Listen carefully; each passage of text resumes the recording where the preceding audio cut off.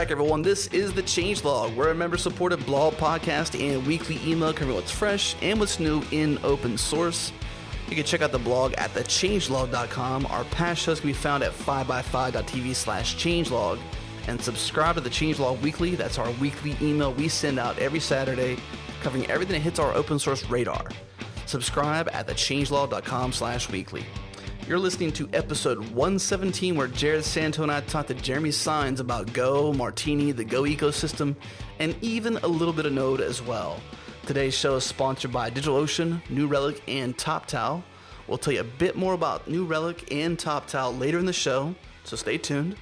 But our friends at DigitalOcean, they're a simple cloud hosting provider dedicated to offering the most intuitive ways to spin up a cloud server. You can spin up a cloud server in 55 seconds with full root access, and it just doesn't get any easier than that. Pricing plans start out affordably at $5 a month for half a gig of RAM, 20 gigs of SSD drive space, 1 CPU, 1 terabyte of transfer, and if you only need a server for a few days or to test an app, you can even rent that server basically by the hour. So it's super inexpensive, just 0.007 cents an hour. That's like, it's hard to even say, but it's less than a penny per hour. It's 0.7 of a cent. So super affordable. But we have an awesome promo code for you to use. Use the promo code ChangelogApril to get a $10 hosting credit when you sign up. Head to DigitalOcean.com to get started. And now, on to the show. We're joined today by Jeremy Saenz, also known as Code Gangsta. We had a quick laugh there for a bit, but he's known as Code Gangsta on Twitter and GitHub, and I guess probably everywhere else, right, Jeremy? That's right. Pretty much everywhere else, except Skype. My Skype name has not changed yet, as you guys see. Yeah. He's here to talk to me and the managing editor of the Changelog, Jared Santo, about the Go programming language, his fun with it, what he's been doing, specifically his web framework for Go called Martini, and a bunch of other fun stuff. So, Jeremy, welcome to the show, man. Oh, thanks. I'm really glad to be on here. So I know that you've been a fan of the Changelog, right? I do. Because you tweeted it to us maybe a week back, and we wanted to get you on the show anyways, and you just kind of fast forwarded that a little bit. Yeah. I've been catching up on episodes. The first one I watched, I'm not a long-time fan, but I started watching Katrina Owen's podcast, and I started catching up on all the other ones since then. Right. And I think it's a great podcast. I personally love the idea of podcasts. I try to listen to as many as possible, and so I'm super glad to be on here. I'm glad I was able to just totally get in your face and be like, put me on the show. Yeah, that's what you did. That was cool. But Jared was on the Katrina show as well. Yep. We had fun on that one, didn't we, Jared? Yeah, that show actually probably has a lot of similarities to this one between the Ruby and Go influence. Yeah, and you've been doing different, what do they call it, exercises in Exorcism? Oh, me? Oh, yeah. Yeah. I don't know. I guess exercises is the fair term. Exorcism.io is Katrina's project. Yeah. And yeah, I've been having a lot of fun getting my code reviewed up in there and nitpicked, as she likes to call it. And that's right. Yes. Learn a lot. You learn a lot. Yes. Well, Jeremy, where do we begin for you? I mean, let's I know start with that, Code Gangsta.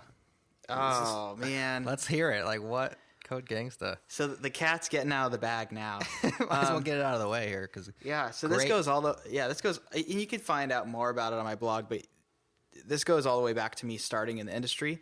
I actually started in the Flash and Flex world doing front end development, and the way I got into it was I was graduating high school and I didn't really know what to do with my life, so I ended up going to this conference about programming that I didn't really know too much about. And to break the ice and to kind of meet people there, I entered into this video contest. And I was like, do you know what? I have a background in music. I have a background in audio. I'm going to make a technical rap song. And I made this rap song called Flex Gangsta. And that was my that was my Nice. name for a while. I did a couple rap songs after that. And I don't really talk about it too much anymore, but I still have Code Gangsta floating around, and it's kind of fun to see people every once in a while be like, "Oh my gosh, you're Code Gang, or you're Flex Gangsta, or you're Code Gangsta," and it's funny seeing certain implementations of the song. Like some people have it some people have one of the songs, which is titled "Who Broke the Build," tied in with their Jenkins server. So if somebody actually breaks the build, they like send the video or send the song to them via email, or it plays in the office. So these tracks are out there to be heard right now on the web. Yeah, somewhere? they're on YouTube. If you search Flex Gangsta, you would find them on YouTube. Nice. So then you switched to Code Gangsta because you just figured you're gonna get more abstract and just genericize your name or something. Oh yeah. I left the Flash world quite a while ago, and so it's not as relevant anymore. Flexgangsta.com. Did you know there's a .com? I think that is my flexgangsta.com There you that I go. haven't updated in a very long time. And you got Who Broke the Build on there. That's awesome. We'll link out that in the show notes, but you can go to flexgangsta.com right now if you want to, but in the show notes we'll have some links out to it. Yeah, if you find me at a conference and buy me a drink, I might do some raps for you. Fair warning. Wow. Have you ever seen Chris Anderson's CouchDB song? It's probably not quite as epic as your rap. You know but what? I have he not. did that on the channel a while ago. We met him at him and Jan Leonard. We met them at South by, and we had Chris Anderson right there. They were there obviously for South by, and he was just like, he's a crazy guy anyways, and he was just riffing, and it's like bump CouchDB. It's just like a little thing. I'll have to point back to the episode so y'all can listen to it, but it's pretty funny. Oh man, It must be a thing with coders. We like to rap. that's right. It's the way we communicate. So Code Gangsta. Who would have known? Who would have thunk? You know. Who would have thunk? So Jeremy, I think the first time I saw your name and I saw the Code Gangsta handle was on your blog, and you wrote a post that ended up kind of making the rounds, at least in the tech community, around your switch from Ruby to Go. Specifically, I think it was around command line applications. Yeah. Oh yeah. So this is kind of how like Hacker News operates. If you write a post that is even remotely could even possibly be somewhat controversial, it will be on the front page and stay on the front page. And that's precisely what happened, basically. I wrote a post titled "On Distributing Command Line Applications: Why I Switched from Ruby to Go." You know, that sounds very. It still sounds very nice. It still sounds very civil. Yeah. But instead, Hacker News chopped off that front part and just titled it "Why I Switched from Ruby to Go." Oh my gosh, flame bait. And yeah, definitely got a discussion going. There was no intention to be controversial whatsoever. Mm-hmm. I simply came from a place where I was writing a lot of command line apps in Ruby, specifically like production facing command line apps that we were distributing to users who were not Rubyists. So to one, we didn't want to distribute it as a Ruby gem, because why be like, just use Ruby gems to a guy who's not writing Ruby. And so we had to do all these crazy things like vendor our gems and, you know, distribute our own version of Ruby, package it up in an installer, and like cross your fingers and hope it all works on, you know, somebody's distribution. And that was just a very, very painful process to work out just to get Ruby running on somebody's machine. So I looked into some other alternatives, and it seemed like Go is very Unix focused. So it means it's probably pretty good for the command line.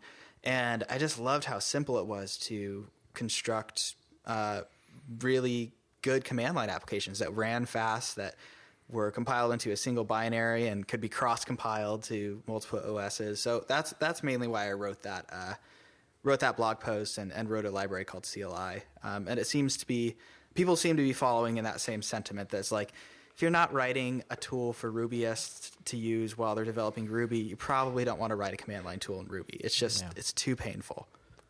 Which I think, I mean, just we're hearkening back to Katrina again.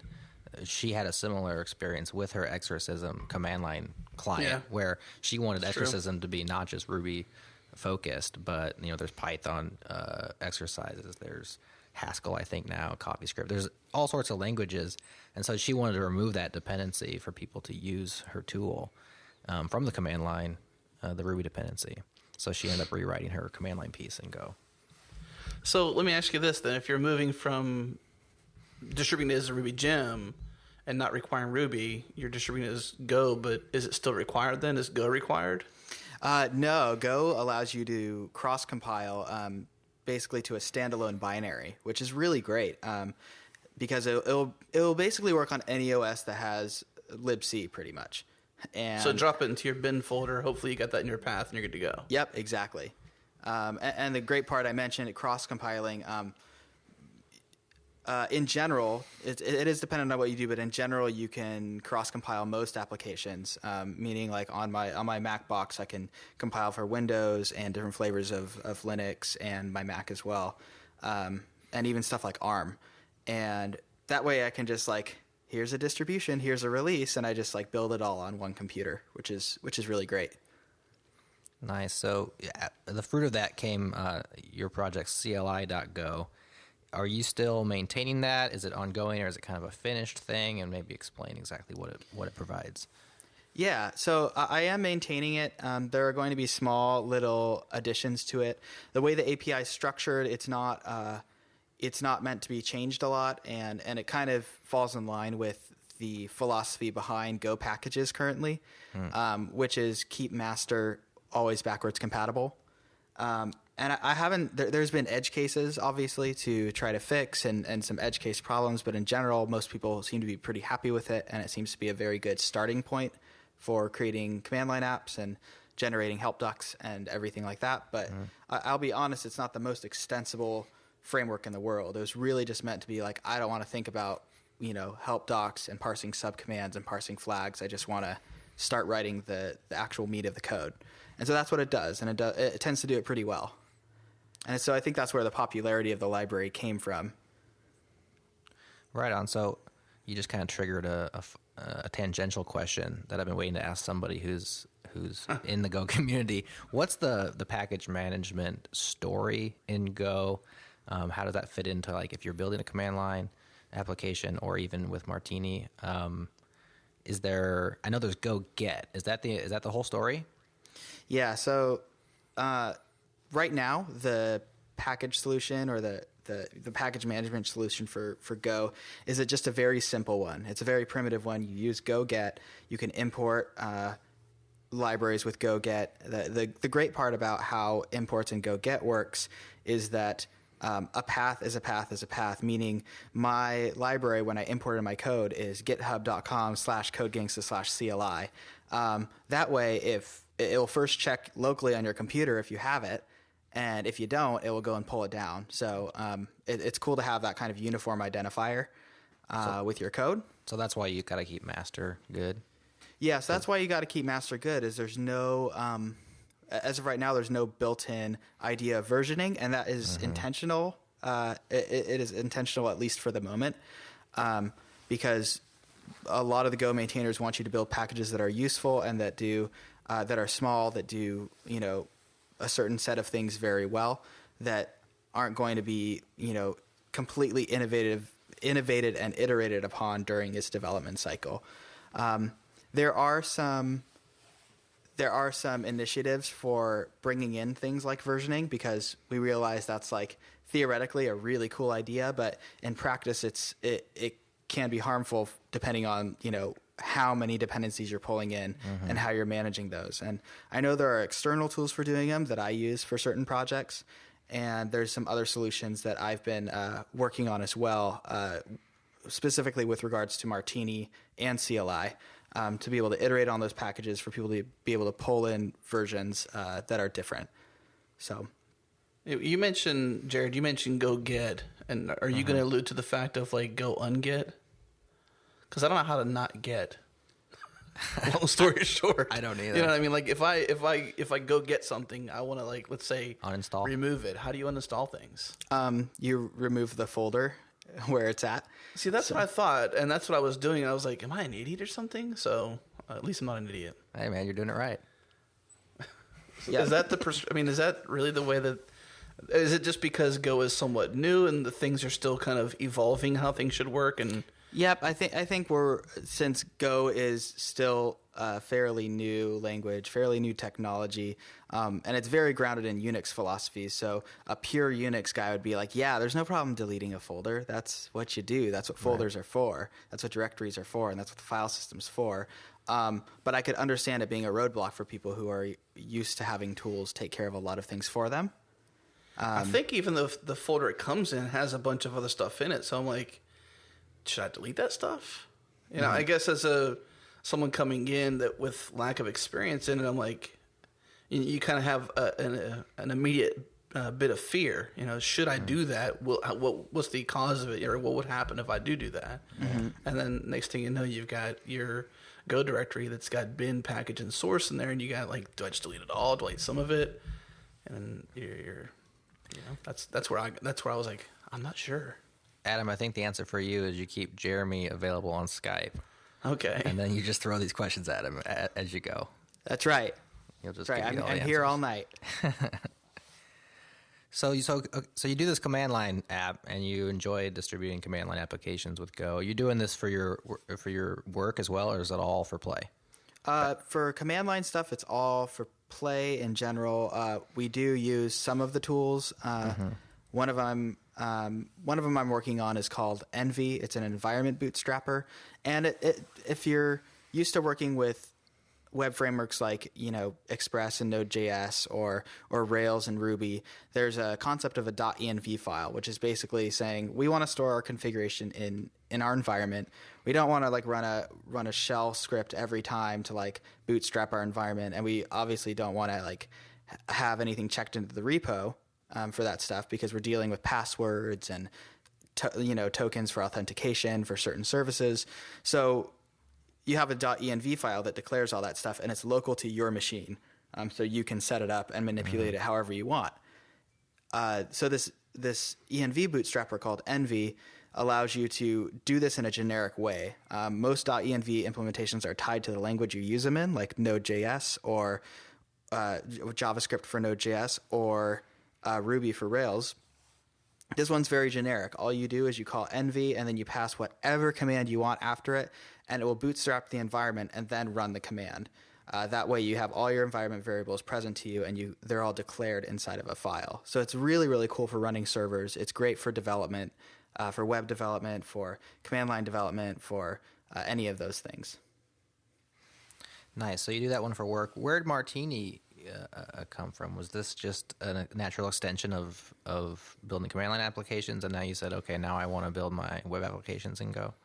Yep. So Martini came out of, I do web work for my day job, and I was building some Angular front ends, and we were looking at a new project, and we're looking at doing, you know, more distributed architecture. We were usually a Rails shop, and in these new projects, we're writing Node.js. We want to write Go. We want to write some more, you know, Ruby and Rails, and we just basically want to find the best tool for the job for each particular section of our application.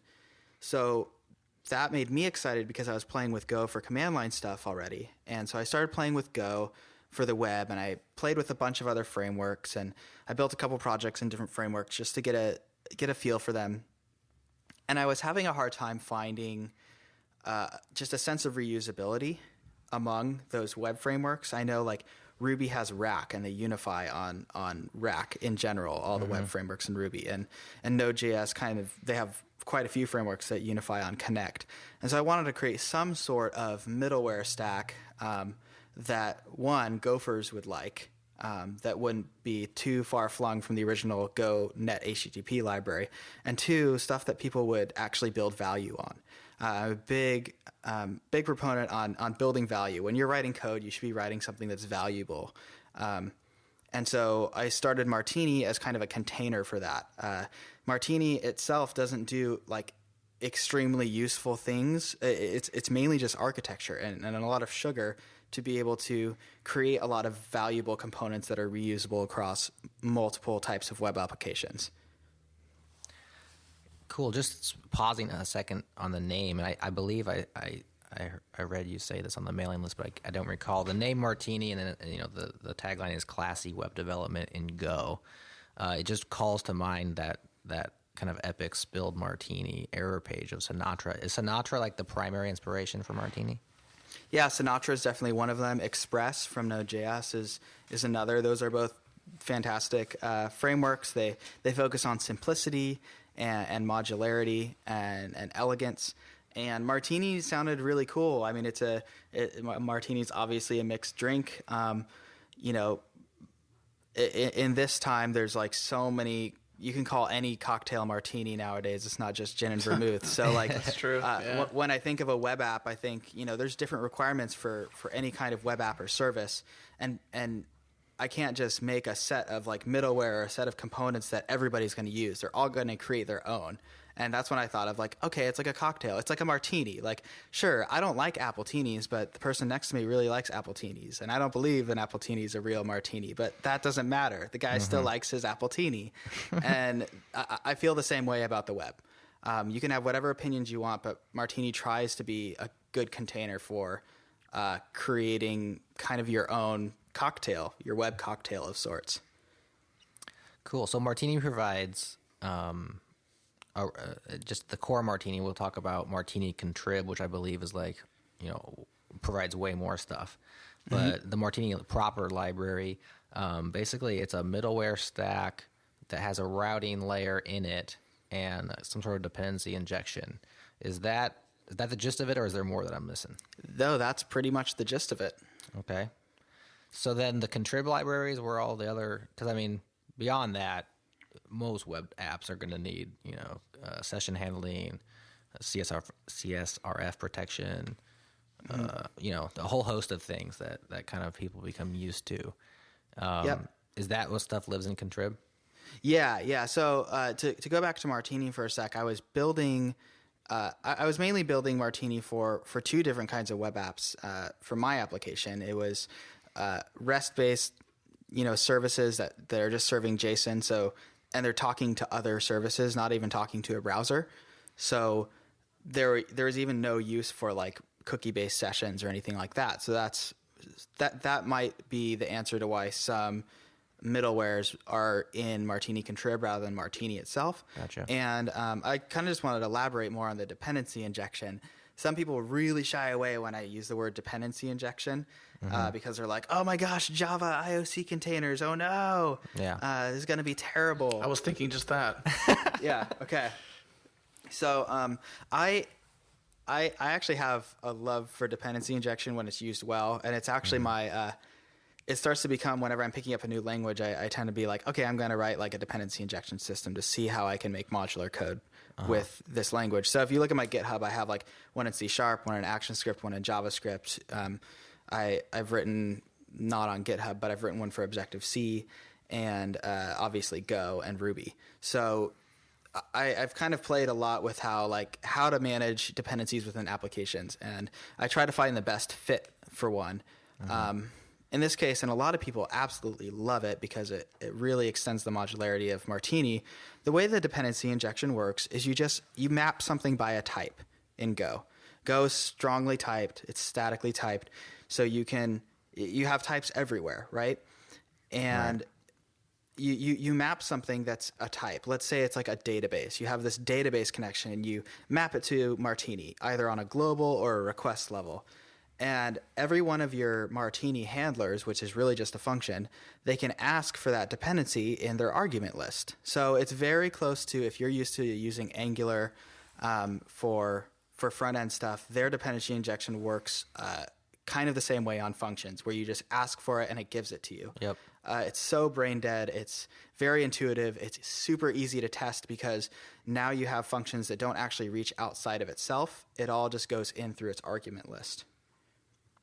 So that's kind of how the dependency injection works, and why I try to encourage people to not shy away from that word as much. And it's hard to try to say like it's something else, because it really still is dependency injection, just not in the way that most people would think.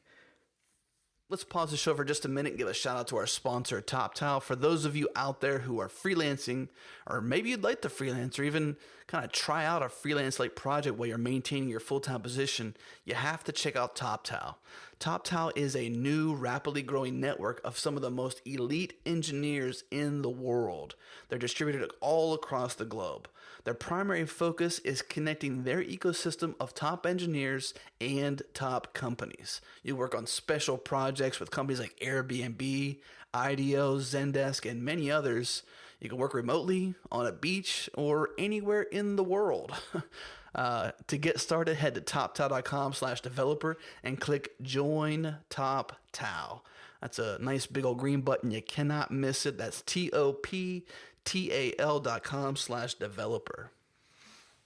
I think Angular is kind of warming up more people to the idea and the benefits that the dependency injection provides. So I think Martini fits in nicely there. There's a whole host of options in the Go community for web development. In fact, we had even a roundup post late last year, a guest post that laid out a whole bunch of options. Where does Martini fit into that ecosystem? Were you aware of a lot of the options when you started building it? And what do you think its advantages are?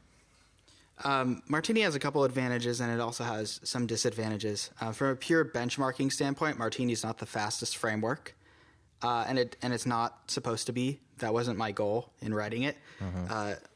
There's part of me that believes that Go is fast enough for most applications, and if somebody is just looking at Hello World benchmarks, that they're not doing their job as far as analyzing a framework. But that's another topic for another day.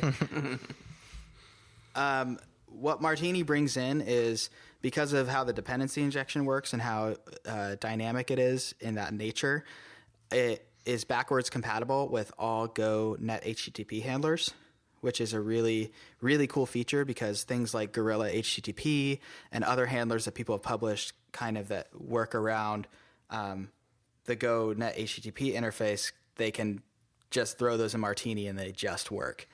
Nice. And that's kind of, that wasn't necessarily an intended thing. That was like, I was writing Martini one day and it popped up in my mind. It's like, this needs to be like a bullet point on the Martini feature list, because it's actually really cool. Yeah.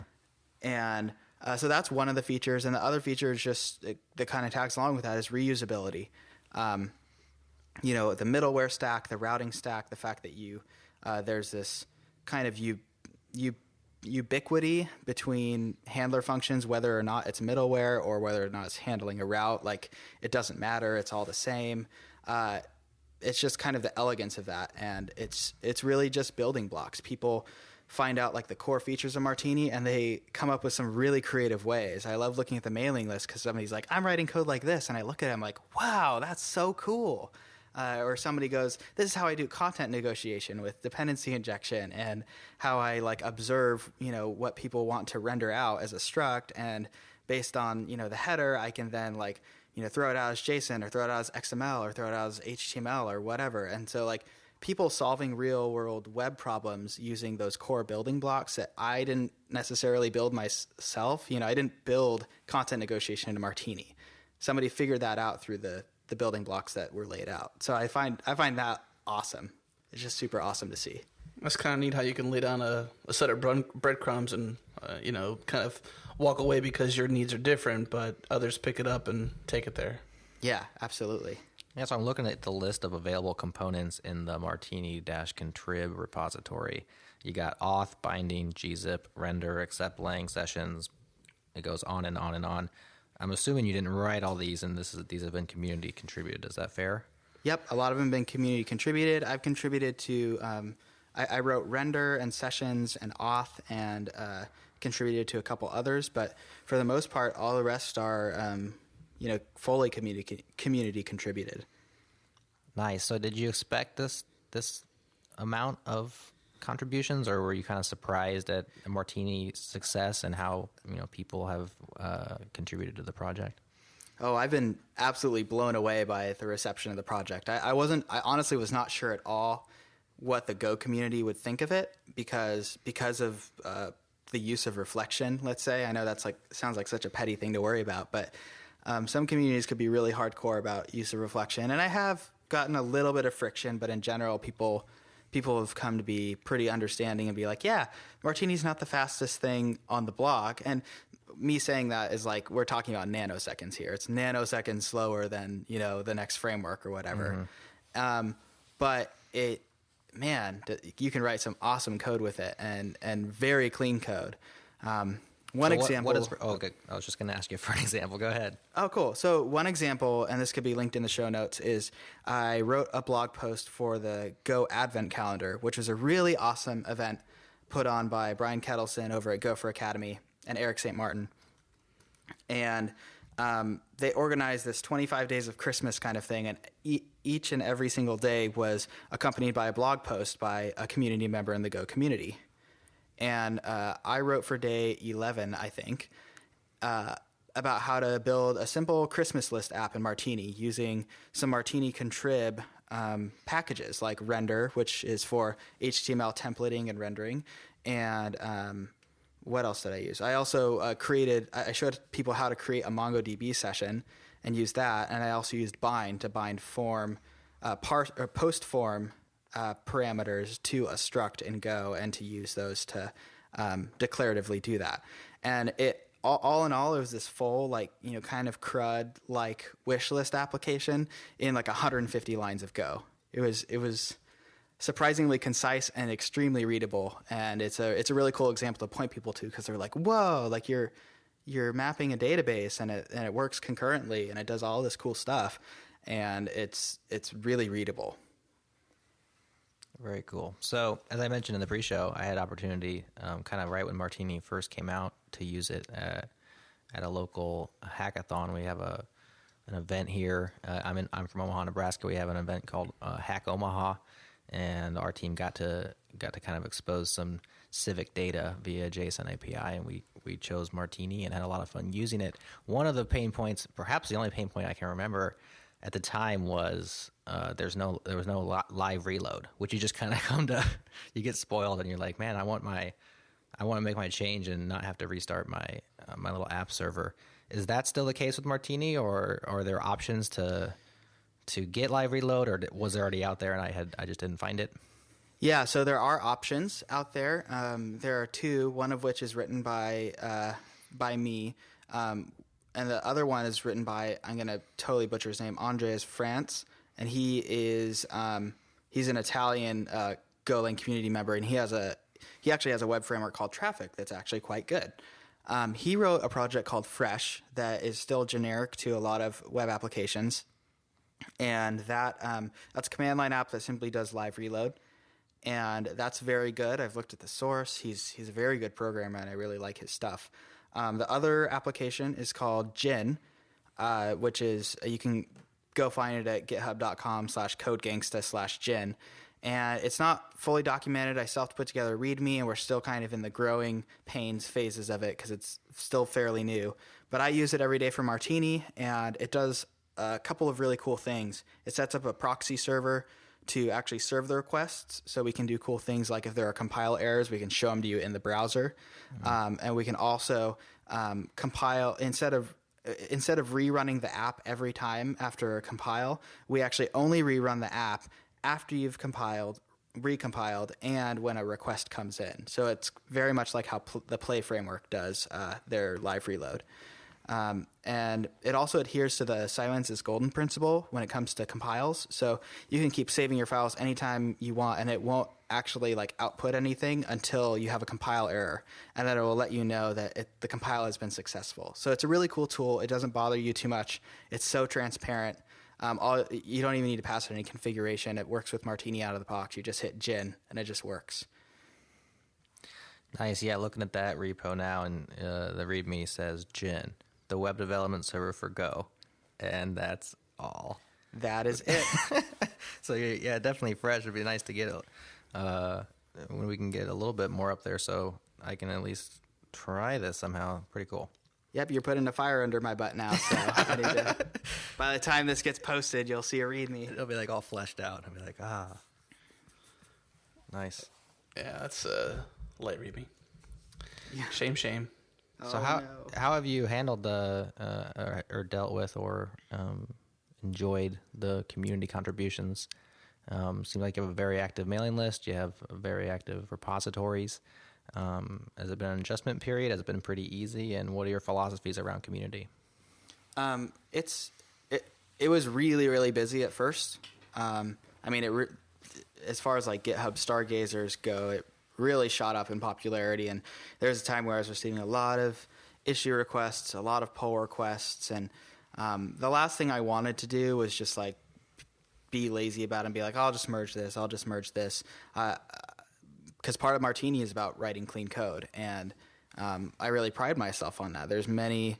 I got a lot of feedback from people, and there was just an immediate surprise that, like, Martini, it's probably not the case anymore, but within the first couple weeks of release, it was under 1,000 lines of code, and it did so much, and it had the possibility to do so much through extending it.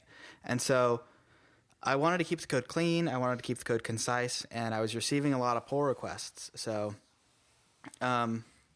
it was good. I mean, you don't want to turn people down when they're writing code and they're passionate about a project and they want to give the code to the project. So my philosophy behind pull requests is you don't have to accept every pull request. It's okay. People will understand, but you got to communicate it. I mean, you have to, rather than just saying, no, I'm not going to merge this in, it's better to take that passion that they put together into that code, because everybody kind of puts their heart into code. I believe you really, you have to do something. If you're contributing to open source, you're definitely passionate about it in a way. I want to steer that passion into something that in some place where it'd be more useful. So if Martini is not the best fit for this piece of code or this API that somebody wrote, I want to be like, you know what, this would be awesome as a third-party library. And you know what, I'd be happy to link it in the Martini README if it's great. And so that's kind of been my philosophy with Martini specifically, because it needs to be such a clean, lean code base.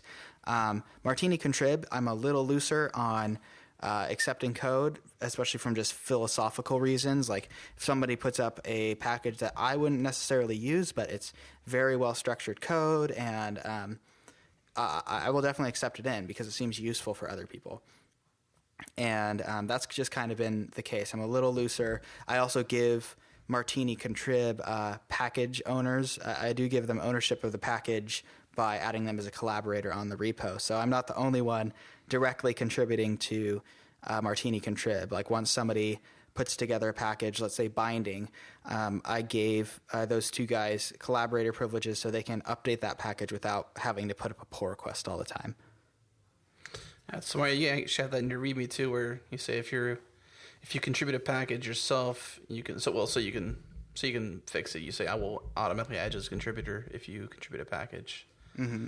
That's a good way to do it. I mean, it seems like that approach does make sense too as a maintainer, because you kind of get to set some of the ground rules and the guidelines, which, let's be honest, Jared, I know you have kids, but when you have kids, it's kind of like having kids in this case, kind of taking this far on the left, but follow me here, is that like if you're doing something like this is your baby, right? So you want this to go a certain direction, and without that discipline and whatnot, they'll just go and act like a bad teenager. So you got to kind of keep them in order, and just kind of put down some some fence poles to say, don't go beyond these areas, and that would work better as an external library or whatever. So you're kind of setting some ground rules for how the ecosystem can play out. Yeah, absolutely. And so far, it seems like the community's really been great. I was telling my wife this morning when I was just talking about Martini, and I'm really excited to see that that community has reciprocated in a way. Sometimes I look at GitHub repositories and I look at mailing lists, and there's a little bit of hostility. And I think part of that is, contributors can tend to look up to, the owner of the repository as an overall attitude for the repo. So if people are asking questions, it's kind of a reflection of the owner. So when I see things on Martini, somebody asking questions, seeing other community members coming in and being extremely nice about how to lay out questions for people who are new or guiding them in the right way, I have a lot of hope for the actual project, because people are extremely nice, not only in answering other people's questions, but also, putting together an issue. I love when people, and this happens so often, where they're like, oh, I'm having a bug with this, and they describe their bug, and then the last sentence is, by the way, Martini is like so awesome. Thank you so much for putting this together. And that really, as a maintainer, that just really brightens up my day, and it's cool to see that that's a reflection of that part of the community as a whole. In the, I guess we'll call that pre-show. We were chatting before the actual show, so that's the pre-show, right? You were kind of talking about some of the things you're doing at Kajabi, and which is your day job, where you kind of like get to hack on stuff, and you're doing some things in Go there, but you've also done some other things in Node, and you kind of have this Go versus Node kind of Wild West mentality. Can you talk about that a bit? Yeah, and it's honestly, I'm a pragmatist. I use a bunch of different tools, so I'm not necessarily tied to either one. I just look at the problem and I find what the best tool for the job is. And the sentiment around the office here at Kajabi is that Node is good enough for the most part, meaning, yeah, you can write web apps in it and you can grow web apps in it, and that's perfectly fine. It's not like it's a horrible technology. I would just say it's probably not my preference. If I were to write a personal project, I probably wouldn't go to Node first, unless there was something I absolutely needed from that community, and from that ecosystem. But like you mentioned, it kind of feels like the Wild West out there. Things kind of breaking silently, and it seems to be an accepted part of the community, and that's fine. I mean, people focus on, certain aspects, of a language and disregard others. I know there's blind spots in every single language community. It bums me out sometimes when I'm using some sort of package or library in JavaScript, and it's just, oh, I failed, and I'm not going to tell you why. Something just went wrong. And that seems to be accepted. An accepted debugging practice is to find out what goes wrong. It's just not my style. Technologies like Go will pretty much tell you straight out like what's going on. There's not a ton of unknown, like what the heck does this mean kind of errors. Since we're talking about Node and Go a little bit, this last show, episode 116, we had Aaron Hammer on. He's from Walmart Labs, and he obviously just had this great success story with Node and Black Friday, and hailing banners, balloons everywhere, confetti, all that good stuff. It's like, super wild party, because Node did some awesome stuff for them and Black Friday. Are there any stories, I guess, similar or somewhat the same that happened in the Go ecosystem that you know of that you can tell? I mean, there's the obvious Google one where they replaced their download server with Go, which was basically, HTTP's file server. That source is right there in the Go standard library. So there's that obvious one, and there's a good blog post on it. You'll probably be able to find it and stick it in the show notes, by Brad Fitzpatrick, covering it. And there's a couple others that I know of. I might have to give you links after the show, but in general, it's a lot of SaaS companies. I know Iron.io uses a lot of Go. I know Matt Aimonetti at Splice, they've converted a lot of their back-end tech to be using Go, and very successfully. And I think if you even watch sites like Hacker News, almost daily you find some sort of Go hate and Go success story kind of paired together. It's kind of wild. I mean, and I think that's what some of the listeners listen to this podcast for, is kind of like get a heartbeat on which technology is kind of maybe leading the way or going to lead the way, and maybe that's part of our role here, which is to have guests on that can kind of help at least somewhat field those kinds of questions. But it seems like Node and Go, they're both, I mean, Go is a language and Node is, I guess not really a language, it's JavaScript. It's sort of a framework on top of V8, but, they're going both in a good direction, and you've obviously don't really have ties to one or the other. You're kind of like whichever tool best fits it, but a lot of people in the Node community seem to be like very, very pro JavaScript. Like forget everything else, write it in JavaScript. Everything is JavaScript. And there's a merit to that. mainly from, I would say from a training perspective. Some might disagree with me, but I'll tell you this: the junior developer at my, here at Kajabi, like we can teach him how to write a Node app, and he'll feel productive in it, even though he's been only writing, Ruby and maybe some front end JavaScript, but he'll feel comfortable in that. And I'd say Go, in the same respect, is very similar to that. Go is not a difficult language to pick up. Actually, one of the criticisms of Go is that it's too minimal, it's too simple. But that's not necessarily a bad thing in every case. And I think it really depends on what part of the industry you're in. My side of the industry, we're a very small shop. We're very consumer facing. We build real products for real people, and we deal with that's at our forefront every day. So if the technology is a means to an end for us, we're not doing a ton of bit twiddling. We're not doing extremely high scalability, crazy computing. So for us to write our systems in Haskell would be very counterproductive. No doubt that there's an extreme use case for Haskell, and there's a very good use case for writing a correct program. But I'm not going to sit down and teach a junior developer here at Kajabi Haskell. It's just not going to be productive for our use case. Let's pause the show for just a second and give a shout out to our sponsor, New Relic. New Relic is a software analytics company that helps make sense of billions of metrics across millions of applications, all in real time. One thing developers are really focused on this year is seamless application performance across multiple platforms on all their devices. It sounds simple, but making an application work consistently well on lots of different devices, all with different operating systems, running different types of software, that's super complex. And you might be going through this right now. Well, how complex is it? Back in the old days, like 2007, it was basically impossible to know how your application would perform once you shipped to production. If you remember those days, we'd all spend a ton of time doing internal bug hunts and eventually just cross our fingers and hope for the best. We'd ship our code and we'd sit around monitoring Twitter and whatever other comms traffic we could do to kind of see how well our apps were or were not performing. And thankfully, those days are behind us now. New Relic lets us track our application performance down to the end user level, all in real time. This means that we can spot problems, find bugs, and fix our code fast, way before our users even notice anything is wrong.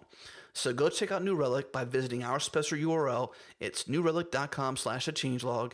Learn more about what they're doing, how they can help you. Use our special offer code, the changelog, to take advantage of a special 30-day extended free pro trial available exclusively to our listeners. Head to newrelic.com/thechangelog.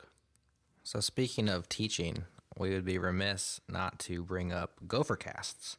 Yes. Which appears to be a fledgling project, but very cool. This is Gophercasts.io, and you could imagine it's screencasts for learning and teaching Go. Can you talk about it? Yeah, so I started this up with my longtime buddy Nate Beck, and it's basically what it says it is. When I released Martini, I also had a accompanying demo video to go along with the source code. And that demo video was way better received than I thought it would be. And a lot of people watched it, and a lot of people got interested in the project because of it. And still to this day, I look at GitHub recently released statistics for repositories. So I take a look at those, and I'm like, wow, there's so many people that are coming from the video. There's still people watching the video, it blows my mind. And feedback from that video was very positive. People loved the pacing, and it was suggested a lot to me and asked a lot of me if I would start creating screencasts just to teach about Go in general and about the technologies and the projects that are out there. So that's why we started. Gophercasts, and I have a background in audio. Nate has a background in audio and video, and so we have very, very particular needs when it comes to producing screencasts like this. So if you go to gophercasts.io, you'll see very high production quality. They're very, very well-paced videos, in my opinion. They're very digestible. They're all 3 to 5 minutes long. And like it was mentioned, they're very, very, the site is very young. So you'll probably only see a few videos up there, but we plan on releasing at least weekly episodes. And I guess since we're talking about the site itself, is it written in Martini? No, the site is not written in Martini, and let me tell you why. At first, I wanted to write it in Go, and my buddy Nate, he is not a Go programmer. He's picking up Go, and he's learning Go, and he's he's asking me all these questions, and we're kind of trudging through it together. We actually ended up writing the service in Rails, and there's a couple reasons why. One of the reasons why was kind of prompted by Joel Hooks, who wrote a blog post on how he converted Egghead.io, which is an Angular JS screencast put on by John Lindquist and Joel Hooks now. He mentioned why he wrote his site in Rails and why he didn't use something like Node.js and Angular or something like that. And it goes back to a lot of my philosophy with building things is you use the best tool for the job. I'm going to be transparent and say, like, Gophercasts will not always be, all free, everything free. We do plan on feeling out the community, seeing, what it brings, what people like, what people don't like. And we want to offer, something that will keep us going, to keep us producing super high quality screencasts and to see what people are willing to pay for it, because I think people are willing to pay for quality content. So building things like a publishing pipeline for video and, tying in with like subscription services like Stripe and dealing with payments. We already know how to do that in Rails. And for us to do it in Go is possible, but it's not the most productive at the time. Martini was built, to make tiny services and smaller websites and in a more distributed computing fashion. And so that was the reason that we mainly chose to write it in Rails. And it's been fine. We've had a couple of people that are like, oh, it's written in Rails and not Go, but overall, I mean, it's useful for people. Well, I think what you said earlier with Martini, when you first started it out, like your point wasn't to make a Rails web framework; it was meant to be like a web services web framework, to kind of interact between different services. So in that case, you're on point. Yeah, absolutely. It's using the best tool for the job. We don't have to just like one technology. I like a lot of technologies. There's a lot of things that bother me about Rails, but I still use it every day. And you know what? It's really productive. Yeah. I know Jared and I have been talking about some different stuff we want to do with the changelog, and he always, I'm going to call you out on this, Jared. He's like, I'll do it if you let me write it and Go. So I don't know if that's the inner desire of Jared, who just wants to write it and Go, or what, or if he's just if he thinks that's the best tool for the job, but we'll see. Yeah, I'm the same way. I want to just write stuff and go, and Nate had to calm me down and be like, let's pull this back. And kind of in retrospect for the site, I'm glad we have it in Rails. Will it maybe be in Go eventually? Probably. It'll probably be in Go eventually. But right now we are able to ship and show people our screencasts, and most importantly, we were able to show people content, and that's really what it's about. Yeah. Just to defend myself slightly here. Sorry about throwing you under the bus there. Sorry about that.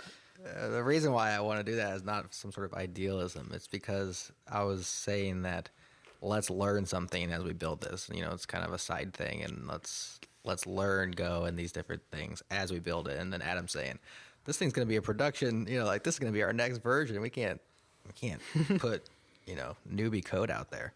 So ultimately, he's going to win that argument, but. That was some of my thinking behind doing it in Go. I was mostly just looking for new projects to start in Go. And I was like, oh, sure, let's do it in Go. Well, hey, some things are best learned in production, right? That's true. I don't always test my code, but when I do. I test it in production. That's cool. What else do we want to talk about, Jared? I know we talked about Gophercast. I'm super excited about that, by the way. I'm really glad that you listened to the community and decided to do that, because I do think that Martini video was well done. And to your credit, I definitely think you have a nice, smooth pace for those videos, and keeping them under 5 minutes is definitely perfect. I mean, sure, 7 minutes, 8 minutes, that's okay, but 5 minutes is like a quick idea, enough to get them running, whomever's listening, and it's just like in and out. Like, let me take a break from whatever I'm doing and just maybe listen to something brand new, go from maybe design to listening to a Gophercast and kind of get some new knowledge.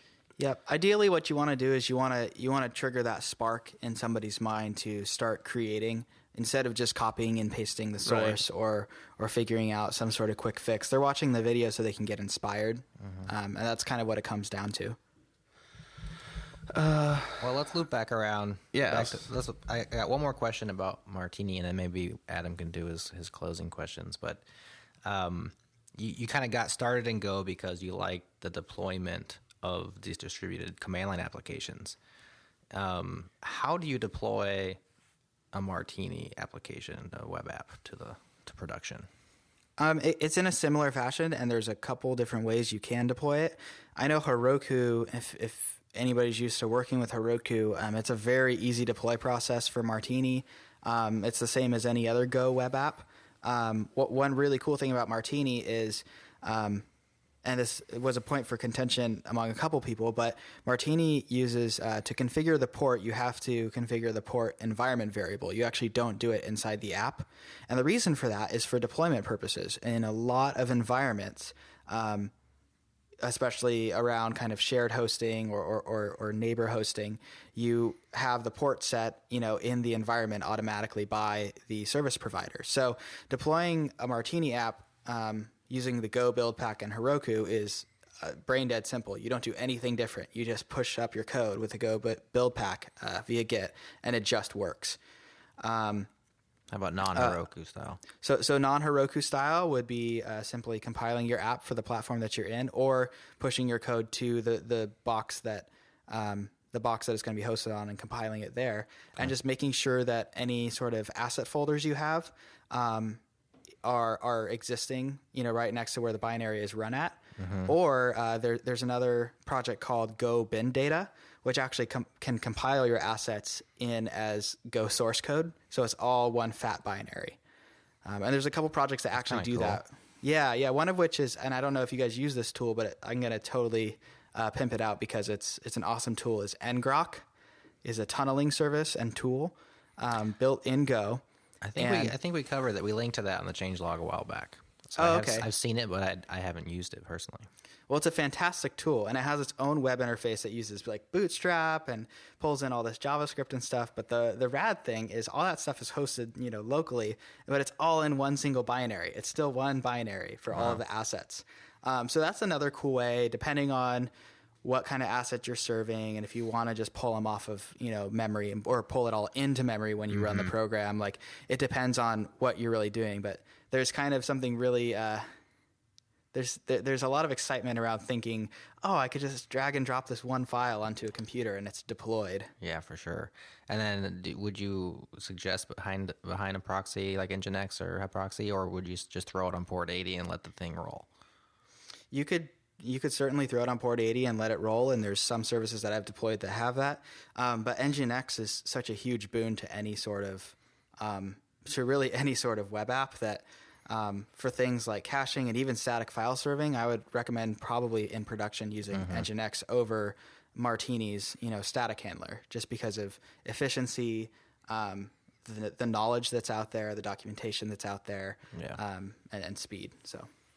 So future of Martini, big plans, little plans. What are you thinking? Probably little plans. Again, I want to keep Martini consistent and small. There's not a whole lot left to add to it, but there's certainly a lot of value that can be built up over in packages and handlers and middlewares, especially in the Martini contrib repository. There will be a point where Martini contrib will hit critical mass, but I'm hoping by that time Martini will be popular enough to where it's valuable for somebody to publish a separate package on GitHub that people will then recognize, it's for Martini, and they can actually pull it in and use it.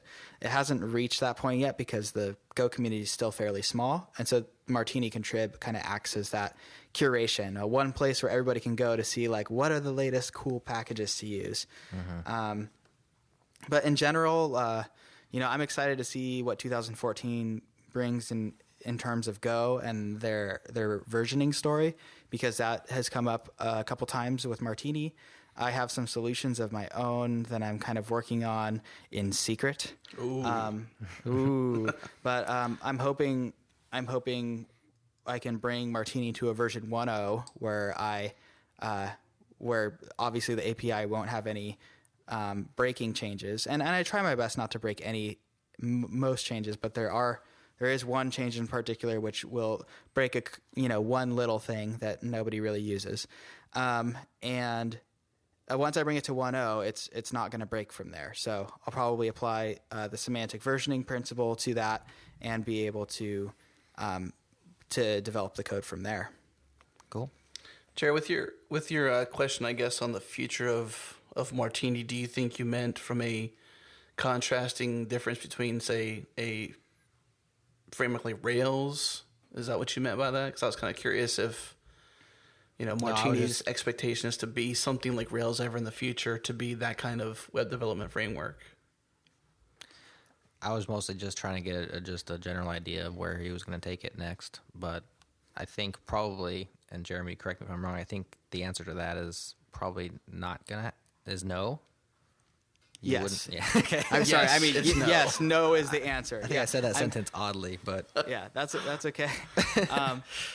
Yeah, I mean, I think there's Revel, which is kind of in the spirit of a framework like Rails, where its goal is to be very productive, and it does a lot of things for you, and that's not the space that Martini's trying to occupy at all, which is good because the way I structured Martini, I was kind of being lazy about it. I was like, I don't want to spend 1 million hours maintaining this. And I don't want to have 1 million to-dos on this project. And so, and that's been somewhat successful. I haven't had to contribute a whole lot of code to Martini, relatively a whole lot of code. So what's the end user say then whenever they think, okay, Revel or Martini, how do they make their choice? What are some of the things they should ask themselves? Really, what kind of app are you building? And what you want your maintenance to look like, because building something off of a minimal framework and then a full featured framework they both have different maintenance stories. I'm not saying one is worse than the other in particular. I'm just saying there's different ways to maintain it. Right. Rails, something like Rails, I feel like we build layer on top of layer on top of layer on top of layer, and with a minimal code base, maintenance looks a little different. It's a little easier to rip stuff out and to rethink the problem if requirements change. And you kind of mentioned it earlier, and you hit the nail on the head earlier. Martini was built out to solve some of the problems in distributed web applications, where you have multiple services that do one thing really, really well, and you have those intercommunicate between each other. And the industry is trending to that as a whole, and so that's the space and the little niche that I think Martini will really fill, is building these small applications that, the code can be really small and concise and reusable across, different applications. Gotcha. Cool. Jared, anything else for your questions? Inquiring minds? No? If Andrew here, which he's not at this moment, I don't think so. Andrew, you here? No, he's not here. He would ask. He would say, "We have 3 questions we typically ask at the end of the show, and this is one of my favorite questions we get to ask, which is, who is your programming hero?" It could have been somebody that was just influential in your life. It could have been, a mentor. It could have been a teacher. It could have been, your dad, whomever. But who is the programming hero for you? Oh man, that's going to be a hard one.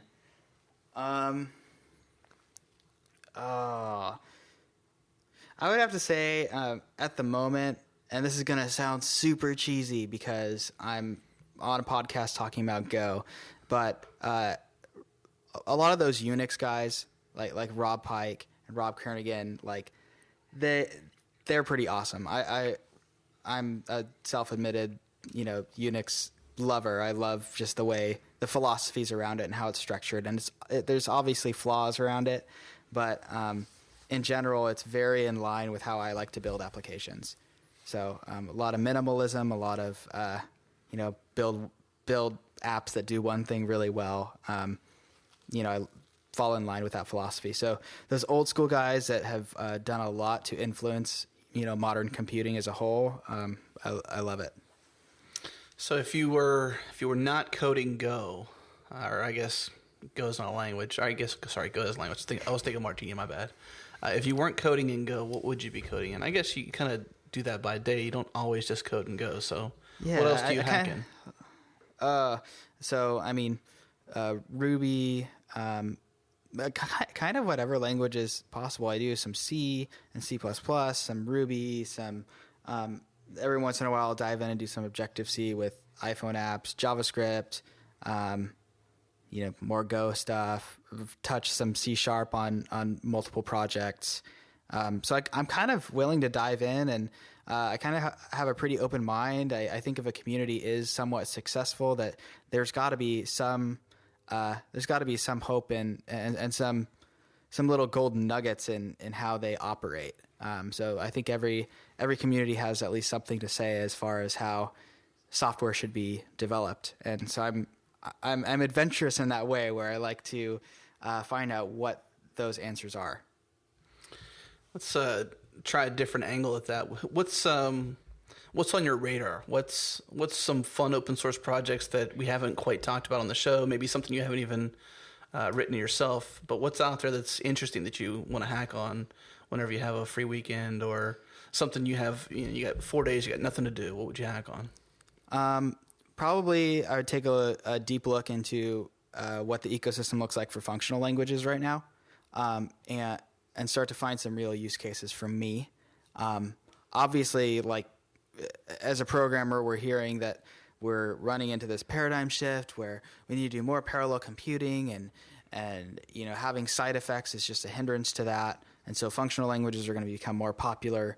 But I don't think it's hit that mass yet to where imperative programmers, or people like me who have, grown up as a developer that's, programming imperative the whole time. We haven't found the practical use cases for functional languages. Everything I try to see with a Haskell implementation just seems so academic, and I was like, okay, well, so how can I write something for Kajabi like this?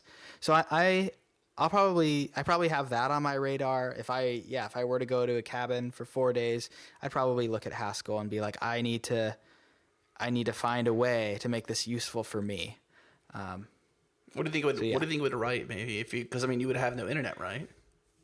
I would have no internet, so I'd probably have to write some command line apps, and do some craziness. But I don't know if I'd exactly be able to tell you what I'd write. Cool. Well, why don't you take that trip someday and get back to us?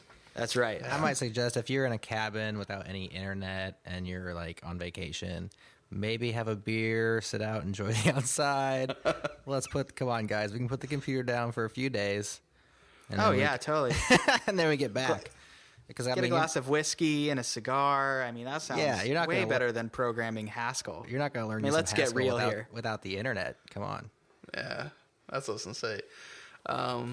That's cool, man. Yeah, Jeremy, it's been fun having you on the show. I know that you kind of get to bounce around quite a bit in your working with the web and programming, and obviously you've done some pretty cool stuff to share on GitHub, and we appreciate your perspective with Martini and how you want to keep it clean, and how you're kind of guiding that ecosystem, and just coming on the show and sharing that, and maybe even giving a little twist of the arm via Twitter to get onto the show. But you were definitely on our list, sir, that's for sure. Oh, awesome. Well, I'm so glad to be on the podcast again.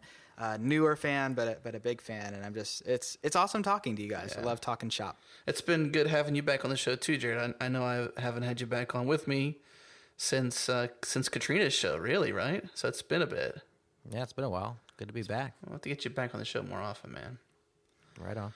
We'll have to make that our mission. But I also want to give another shout out to our sponsors, DigitalOcean, whom we love, New Relic, whom we love, and TopTal, whom we love, which those are our sponsors for this show. But our friends at DigitalOcean want to pay you. So if you write open source, like we've talked about today, if you got a project out there, they want to pay you to write a tutorial about your project for the DigitalOcean community. Best of all, they'll give you $50 and then promote it for you on their Twitter account. So if you've written Martini, maybe you can write a tutorial and they'll promote it to their 21,000 followers.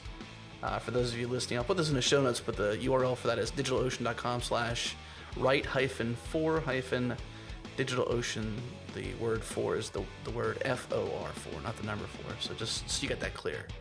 And you can also get some free stickers from DigitalOcean by filling out the form at stickers.digitalocean.com.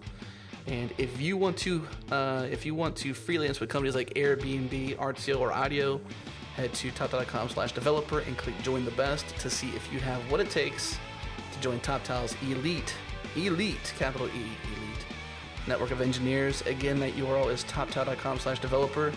And that's it for this week. Jeremy, thanks again for coming on the show. It's definitely great having you on the show. And the listeners, we thank you for listening and for your support. And if you haven't yet, we do have an email we ship out every Saturday. It's called the Changelog Weekly.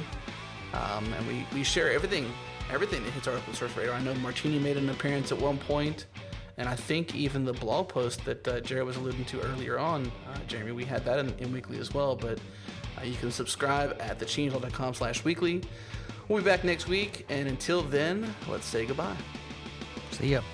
See ya.